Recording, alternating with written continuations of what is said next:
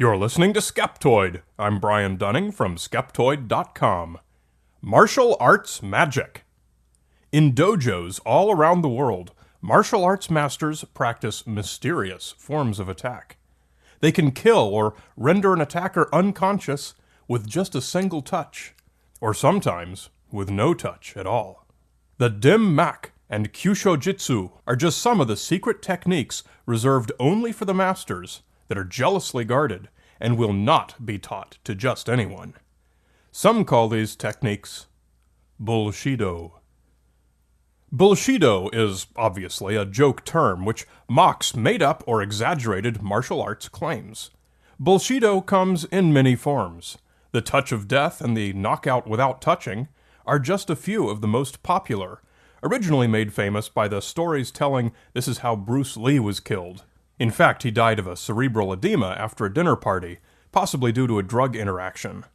Bullshido also encompasses newly invented martial arts techniques by self-described masters who market themselves as the founders. Schools claiming to be too exclusive to let just anyone in, sometimes called McDojos, and claims by instructors of having been taught by various great masters, the missing documentation of which is sometimes explained as being sacred, or hidden away in a remote Asian temple. The many various forms of Bullshido have long been criticized by legitimate martial arts practitioners, and dismissed merely as marketing claims intended to attract students to a particular school where one of these supposed masters teaches. Bullshido practitioners shoot back that such naysayers are merely crying sour grapes, because they have not yet learned the secret techniques, or achieved the special level. The most famous example of Bullshido, which you've no doubt seen several times over the past couple of years, involves instructors who claim to have developed a technique of rendering an attacker senseless without actually touching him. The volunteer attackers are always the instructor's students in these videos. They'll charge at him one after the other, and as he punches or swipes at the air, they'll often dramatically fly back as if struck by a train. Every time an outsider volunteers to receive the touchless attack, the instructor either fails with some excuse or refuses on the grounds that it would be too dangerous. Harry Cameron is a martial arts instructor who goes by the moniker the Human Stun Gun. Danielle Serino, a reporter on Fox Chicago's Primetime News, decided to check out his claim on her segment, Does It Work, Danielle? She watched him knock out some of his students by basically what amounted to little more than going up to them and shouting, "Boo!" Danielle got suited up and volunteered to have the Human Stun Gun knock her out without touching her. He refused, saying it would be too dangerous for her, even though she went to the trouble and expense of having a team of paramedics standing by. However, he was willing to actually punch her on the side of the head. Even that didn't have any real effect except to tick her off. Danielle decided to give him the opportunity to prove his ability on someone he wouldn't be, quote, afraid of hurting, namely a bunch of jiu-jitsu athletes from another gym who were not his students. His touchless attacks had no effect on any of them. Predictably, he had an explanation handy. Natural athletes like these students learn to, quote, translate the energy, and are not affected by it. I guess Cameron's own students are not as enlightened. One red flag waving over Cameron's head is that he says he was instructed by George Dillman, often cited as one of the great pillars of Bullshido. There's also a famous YouTube video you may have seen where an elderly martial arts master, Ki Master Ryu Karen, does the same thing to a room full of his students, easily sending them all tumbling with waves of his hand. He offered $5,000 to any modern mixed martial arts athlete who could beat him. One guy took him up on it, and in front of Japanese TV cameras, casually beat the poor old guy to a pulp. It's actually a little sad and hard to watch. Did Ryu Karen actually believe that he had this power? Was it a mass delusion shared between him and his students? Or was it all part of the show, and Ryu Karen hoped that his actual martial arts skills would defeat the MMA guy? The only thing we know for sure is that his touchless attack failed. But history, especially recent history, is full of people who claim to have this ability, and are happy to demonstrate it so long as the conditions are under their own control. A Russian martial art called Systema Spetsnaz claims the same touchless knockout, as do most others.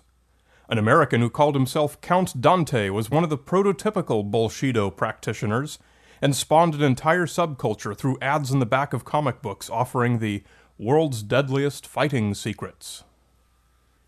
The touchless attack is universally claimed to work by disrupting the victim's chi. Chi is a hypothetical energy field, the body's life force, which flows through hypothetical channels called meridians, and was first postulated in pre-scientific ancient times to explain why people are alive and inanimate objects are not.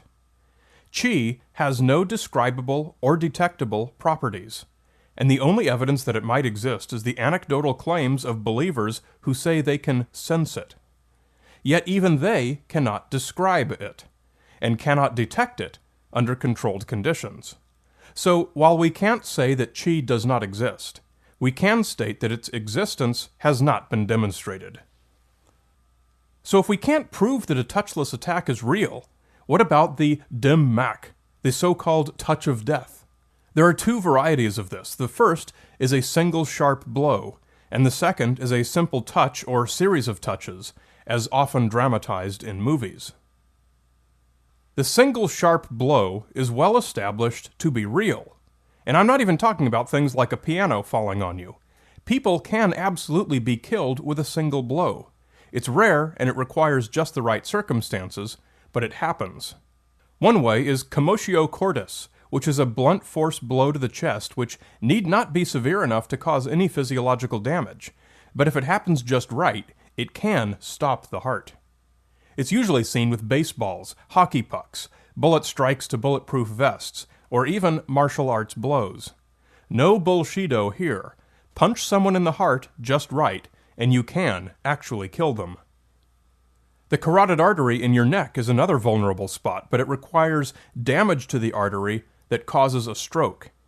There are many hoax videos on the internet showing a master knocking out a student with a quick, light chop to the side of the neck. These are sometimes rationalized with the claim that even such an extremely brief interruption to the blood flow to the brain produces unconsciousness. This is false. If it were true, you could do it to yourself.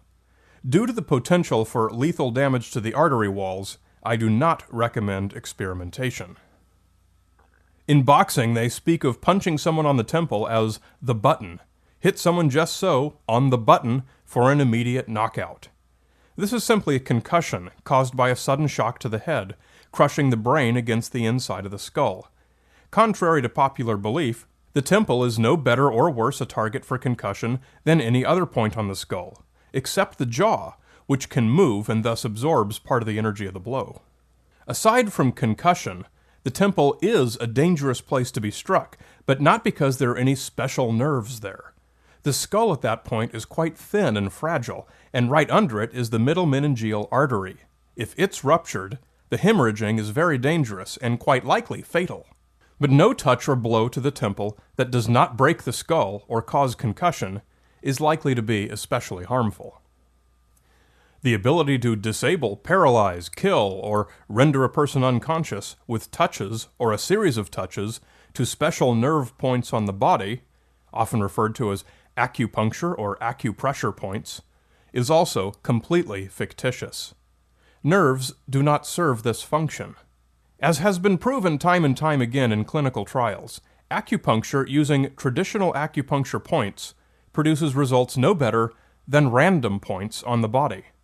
By any reasonable analysis, this means acupuncture points, as they are traditionally defined, do not exist.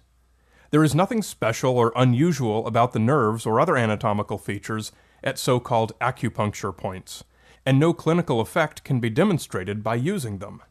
Thus, by extension, any martial arts attack that claims acupuncture points as its foundation is based on a false premise. There are certainly spots on the human body that are vulnerable to injury or that produce sharp pain if struck. The family jewels are one obvious such place. The nose is another. There are various techniques for damaging knee or elbow ligaments with relatively little effort. various spots on the body produce involuntary reflexes if struck properly, making it possible to force the victim to release a grip or move their body in a certain way. But there's nothing magical about any of these, and they don't depend on the existence of a magical energy field. Nearly all martial arts call such places on the body as these pressure points. But many martial arts expand the use of this term to include mythical points along chi meridians. So while some pressure points are real, others are hypothetical. An experienced Bullshido practitioner can certainly give me a series of light blows, even touches, and probably leave me in great pain, possibly even disabled to some degree. He's going to have to actually injure me to do so. What he can't do in reality is what you see in the YouTube videos with his students. Make a series of touches where each, individually, produces no injury, but in conjunction they constitute a disabling attack through manipulation of chi. This is the heart of Bullshido. Understand and appreciate what martial arts really are and what they can really do. There is science behind why it works. Unfortunately, it's the pre-scientific, pseudo-scientific explanations that are most often repeated. Be aware that martial arts' ancient traditions make them rife with pseudoscience, a fact that continues to be exploited by con artists and clever marketers looking to separate you from your money.